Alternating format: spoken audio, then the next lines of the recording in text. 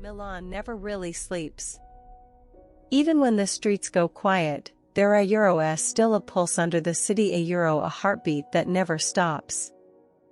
The lights flicker across wet cobblestones, reflecting a world that looks perfect, but feels hollow.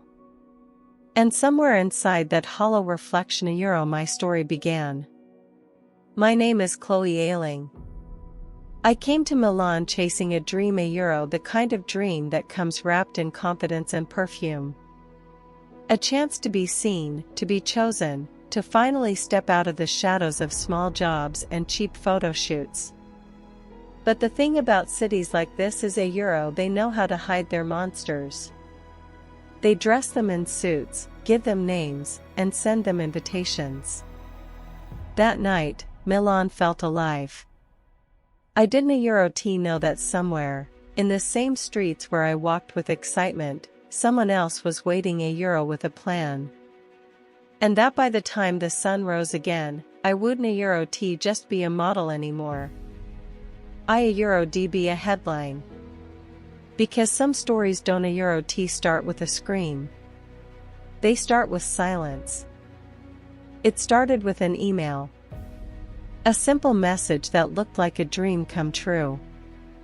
Exclusive photo shoot Milan.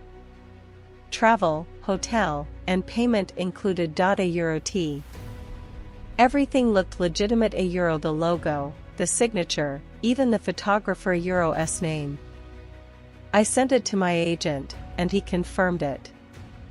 Go for it, he said. It looks real. And I believed him. Why wouldn't I? Theta how every opportunity begins with trust. I packed my clothes, my heels, the same confidence I always carried. In my mind, this was the moment that could change everything. I didn't see the danger in it. Not in the way the email was worded. Not in the way the reply came too quickly. And not in how perfect it all seemed. Somewhere deep down, there was a whisper, a feeling that something was off. But ambition is louder than intuition. And dreams have a way of silencing the warnings. I thought I was stepping into the biggest opportunity of my career. But I was already walking into someone else's trap. The plane touched down just after noon. Milan looked like a movie, bright, elegant, and cold in a way I couldn't explain.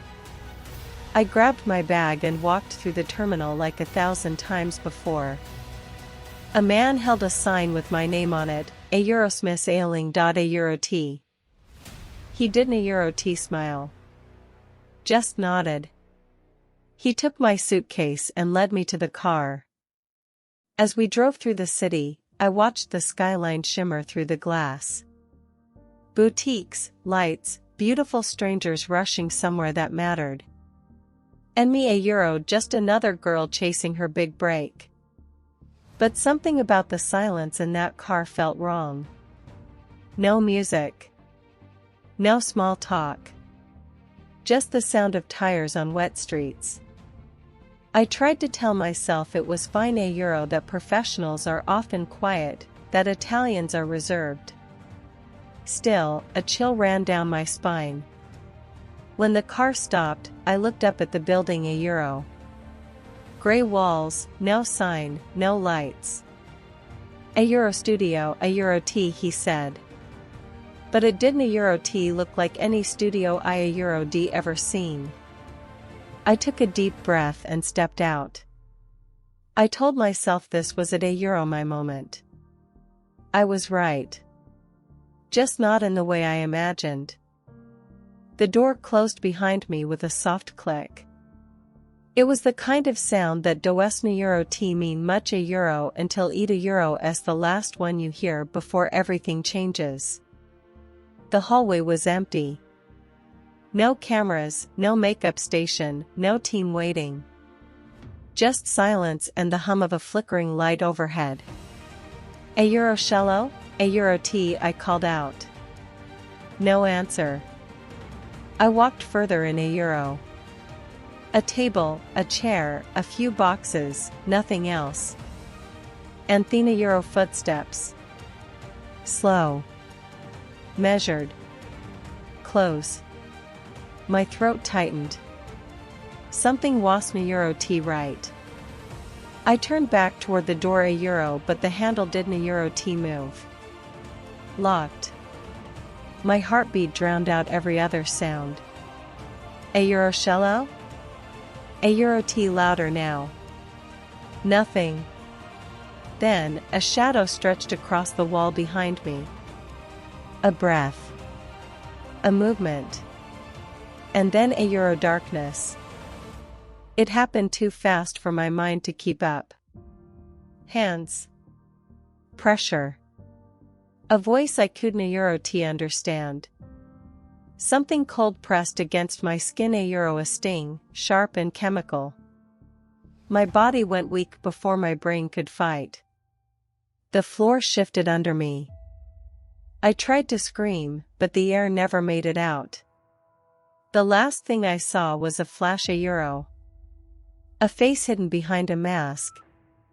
Eyes staring down at me. Calm, almost bored. Then the world folded in on itself. Sounds stretched and bent. Voices became echoes. My thoughts slowed. My vision blurred. And then nothing. A heartbeat. A zipper. Silence. Theta all I remember before the darkness took me whole. I woke up to silence. Not the kind that feels peaceful, the kind that feels like the world has stopped breathing. My wrists hurt. My skin burned where the metal dug into it. When I tried to move, I realized I couldn't €. The air was damp and heavy. There was a small window, too high to reach. Through it, I could see only gray. I whispered, €1 shello, €. But my voice didn't €. sound like mine anymore. The room smelled of dust and concrete. Somewhere, water was dripping, steady, endless. Every drop counted a second I couldn't €. escape. I wanted to believe it was a mistake. That someone would open the door and explain everything. But deep down, I already knew. This wasn't a mistake. This was a plan. So I stopped struggling. I closed my eyes. And tried to remember how to breathe. He came in quietly. No rush, no noise, just a shadow crossing the floor. He wore a mask. Black. Plain. His eyes were the only thing visible, cold, calculated, unreadable. He sat down, set a laptop on the table, and said, "Don't a scream. No one will hear you. A. His accent was strange, Eastern European maybe. He spoke calmly, almost politely. V been taken by a group called the Black Death, he said. LLB sold. Unless someone pays. You should be grateful. Some arena given that chance. A. I couldn't speak. Couldn't move. Just stared as he scrolled through images. My photos, my modeling profile, my Instagram. He knew everything about me. More than anyone ever should. Then he looked up and said, "I can protect you. But only if you follow the rules. A. That was the moment I stopped being a person. And became a possession. He told me there were rules. 6 days. Theta how long I had. If the ransom wasn't paid, I be auctioned off. Sto the highest bidder. He said. He spoke about it like business. Like it wasn't a euro T about me, but about logistics and money and control. I asked him why me. He said, a euros because you a euro re valuable. Because people know your face. A euro T. He showed me a list a euro. Names, prices, codes. Other girls. I didn't a euro T look long. I couldn't a euro T. He closed the laptop. A euros if you behave, you eat. If you don't a euro T, you don't a euro T. A euro T. I nodded. Not because I agreed, but because defiance was useless. That was the moment I learned something no one ever tells you a euro. Survival isn't a euro T always about fighting. Sometimes eat a euro S about pretending you a euro V already lost. Time stopped meaning anything. The days blurred together into one long moment. There was no morning, no night a euro. Just the sound of footsteps coming and going. He euro D bring food. Sometimes talk. Sometimes watch me without saying a word. He said I shouldn't a euro T fear him. That I was a euros different. A euro T. That he wasn't a euro T like the others. I played along. Listened. Answered when spoken to. I studied him a euro his tone, his habits, his eyes. Because if I could understand him, maybe I could survive him. There were times he seemed almost a euro kind. Then, in the same breath, he euro D remind me what he could do. Fear became routine. I ate it with every meal. Slept beside it every night. 6 days. And every morning I told myself the same thing. Stay quiet. Stay alive. On the 4th day, he said we were going out. I thought I misheard. But he meant it. He unlocked the cuffs, handed me a jacket, and said, a euros walk. Don't a euro T look at anyone. A euro T. The sunlight hit me like a slap. After days in darkness, it was blinding. We walked through a quiet street. A small shop stood on the corner. He said I needed shoes. Inside, everything felt unreal. People talking, music playing, life going on. No one looked twice at us. No one saw a girl standing beside her kidnapper. I moved slowly, afraid of doing something wrong. At one point, I caught my reflection in a mirror a euro. I didn't a euro T recognize myself. For a second, I thought about running. One step toward the door. And maybe I a euro D be free. But then I felt his hand on my shoulder. A whisper. A euros don't a euro T try it. You know what happens if you do. A euro T. So I smiled at the cashier. Paid with his money. And walked back out into captivity a euro. Wearing new shoes. That evening, he see me a euro different. Calm. Almost thoughtful. He said, a euro su a euro re smart, Chloe. Smarter than most. Maybe you can help yourself a euro and me. A euro T. He explained his idea like it was a business proposal. A euros when this ends, you a euro LL tell the police it was staged. A setup. A scandal for fame. You a euro LL say you agreed. That we planned it together. A euro T. I stared at him. He actually believed I a euro D help him. A euros what if I don't a euro T? A euro T I asked. He smiled. A euros then your story ends here. A euro T. I nodded slowly. Pretending to agree. Pretending to trust him. But in my mind, I made a promise of my own €1. If I ever got out, I €D make sure the world knew the truth. And the truth was simple. He didn't €T want money. He wanted control. He woke me before dawn. Euros get dressed €T, he said. Euros we re leaving €T. The car smelled like rain and gasoline. He drove in silence, eyes fixed on the road. I watched the trees blur past. Every mile felt heavier.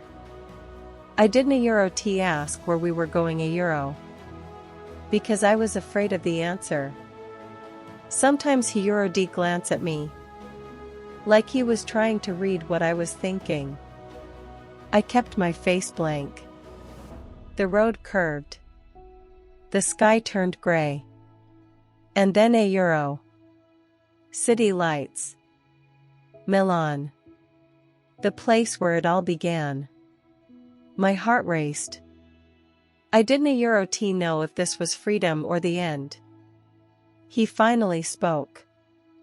Su LLC. I am not the monster they think I am. T. I didn't T respond. I just watched the city draw closer. And tried to believe that maybe €. Just maybe €, this was my way out. We stopped outside a tall building. He turned off the engine. The air was thick with rain and silence. I looked up €. A flag, a plaque. British Consulate, Milan. My chest tightened. I didn't T dare hope yet. He said quietly. Su LL go in. You LL say what I told you. And remember I am watching. T. I opened the door. The street smelled like wet stone and exhaust. Every step toward the entrance felt unreal. Like walking through someone else's dream. 2 guards looked at me. One asked, can I help you, miss? T. It took me a moment to speak. My voice cracked. Barely louder than a whisper. My name is Chloe Ayling. T. I said. I was kidnapped. I need help. T. Inside, the world finally had sound again. Voices, footsteps, the hum of life. But even as I crossed that threshold, a single thought echoed in my head. Am I safe now? Or is this just another version of the same trap? When Chloe Ayling walked into the British consulate in Milan, everything changed. Within hours, Italian police were called to the scene.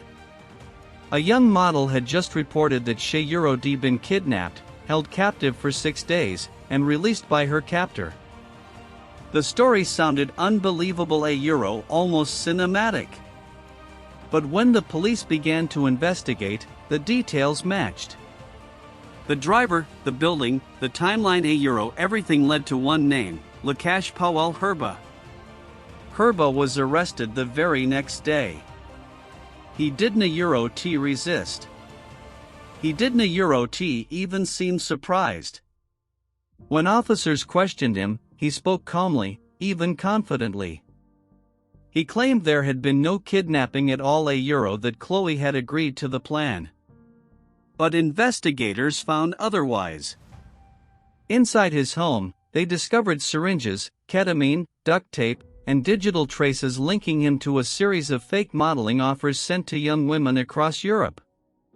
They found emails, photographs, and GPS data that led back to the same remote house near Turin. For the first time, the story that began with silence now had evidence, cold, undeniable evidence. Still, there was one thing no one could explain.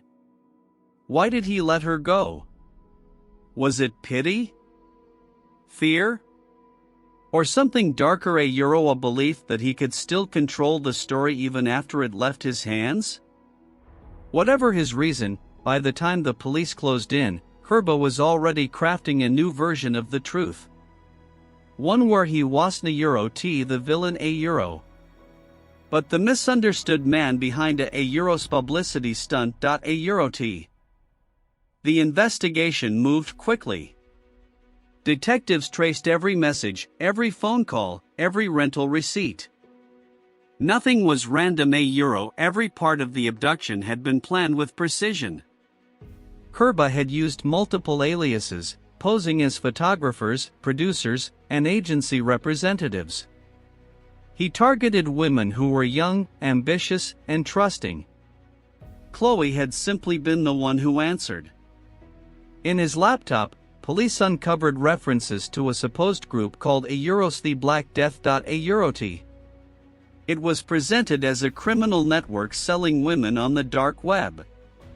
But investigators couldn't find proof that such a group truly existed. It was more likely an invention, a fantasy that Herba used to frighten his victims and justify his own delusion of power. The evidence of the kidnapping was overwhelming. Fingerprints, fibers, traces of ketamine in Chloe's system. But still, something didn't fit.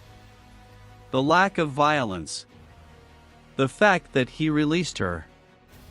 The way he spoke about her not as prey, but as a partner. Inside the police files, one investigator wrote, she wants control over the story as much as he wanted control over the girl. And maybe that was the truth. Because what Lakash Herba had created wasn't just a crime. It was a performance. And now, the world was the audience. As the evidence piled up, so did the questions. Was Chloe telling the full truth? Why didn't she run when she had the chance? Why was she calm when she arrived at the consulate? The inconsistencies fueled the media. Headlines turned her trauma into entertainment. Was the abduction real? Victim or accomplice? During interrogations, Chloe remained composed. Her answers were consistent, her tone steady. But that calmness instead of inspiring belief made people suspicious. For Herba, this worked perfectly. He insisted the whole thing had been a hoax. Publicity project for Chloe's career. He claimed she was in on it that everything was staged to get attention. But investigators saw through the cracks. His timeline didn't match hers. His emails contradicted his own words. And still, the court of public opinion didn't care about details. Only drama. Television shows debated her expressions, psychologists analyzed her posture, and social media decided her guilt long before the court did. The truth was no longer enough. It had to compete with every lie told louder than her voice. In 2018, the case of the state of Italy versus Lakash Herba began in a Milan courtroom. The atmosphere was tense. Reporters filled every seat, cameras lined the corridor. The prosecution presented the evidence piece by piece. The abduction, the threats, the emails, the drugs. The defense argued something else entirely, that Chloe had agreed to everything. Herba sat quietly, hands folded, a faint smile on his face. He never looked at her. Not once. When Chloe took the stand, the room fell silent. Her voice didn't shake. She described everything from the attack, to the house, to the moment she was released. Her testimony lasted hours. By the end, even the judge seemed to pause before speaking. Herba's lawyer tried to break her story apart. Why didn't you run? Why did you act so calm? Her answer was simple. A euros because I knew he would kill me if I didn't a euro t. A euro t. The silence that followed carried more weight than any argument that day. When she stepped down, one journalist wrote, "A euro she didn't a euro t look like a victim. A euro she looked like someone wo euro d already survived. A euro t." June 11, 2018. The courtroom was still as the judge read the verdict. A euros Lucas Powell Herba a euro guilty of kidnapping and attempted extortion. A euro t. Sentence, 16 years and 9 months in prison. The words fell heavy. Herba stood motionless, expressionless. Chloe sat behind her lawyer, staring at the floor. She didn't a euro t cry. She didn't a euro t celebrate. She simply exhaled a euro, the kind of breath that carries years of fear and disbelief. The judge's euro's final statement was clear. A euros the kidnapping was real. The victim a euro's account is credible. The motive remains unclear a euro, but the crime is undeniable. A euro t. As he was led away, Herba turned to the reporters and said softly, "A euro she knows the truth. A euro t." Outside, cameras flashed, microphones swarmed, and the world demanded a reaction. But Chloe said only one thing. A euros I just wanted to be over. A euro t.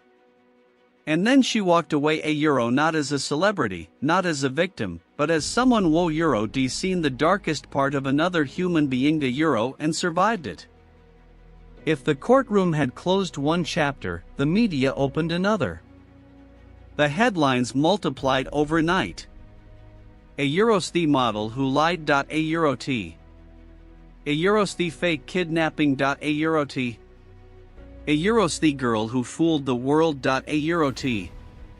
Reporters dissected her every move. They replayed interviews, slowed her expressions, analyzed her tone. Smiled too much? She was faking it. Smiled too little? She was hiding something. TV hosts debated her like a character in a film. Pundits speculated about her intentions. Social media turned her trauma into memes. 4 months, Chloe Ayling wasn't a euro ta person anymore. A euro she was content. A story too profitable to let die. Her lawyer tried to defend her publicly. A euro she did what she had to do to survive. A euro t she said. A euros but survival doesn't a euro t always look how you expect it to. A euro t. That line barely made the papers. The truth rarely trends as well as suspicion. By the end of the year, the world had moved on. The cameras turned elsewhere. But Chloe remained a euro. Living with the echo of every doubt. Every insult. Every headline that turned her pain into a question mark. Years later, Chloe rarely speaks about what happened. She rebuilt her life quietly, away from the spotlight that once burned her. Some still don't a euro t believe her. Others have forgotten her entirely. But for Chloe, the story never ended a euro, it just changed form. In interviews, she has said, "A euros I don't a euro t know why he let me go. Maybe guilt. Maybe ego. But I know what fear feels like now. A euro and what survival costs. A euro t." She wrote a book. Moved on. Lived. But the world that doubted her never really apologized. Because once a victim becomes controversial, the truth becomes optional. Her story isn't a euro t about fame, or crime, or scandal. Eat a euros about what it means to be heard. A euro. And what it takes to be believed. Because courage doesn't a euro t always scream. Sometimes, it whispers. And sometimes, surviving isn't a euro t about escaping the darkness. A euro. Eat a Euro-S about learning how to live after it. Fade to Black a Euro inspired by true events. Joseph Story 83 watermark.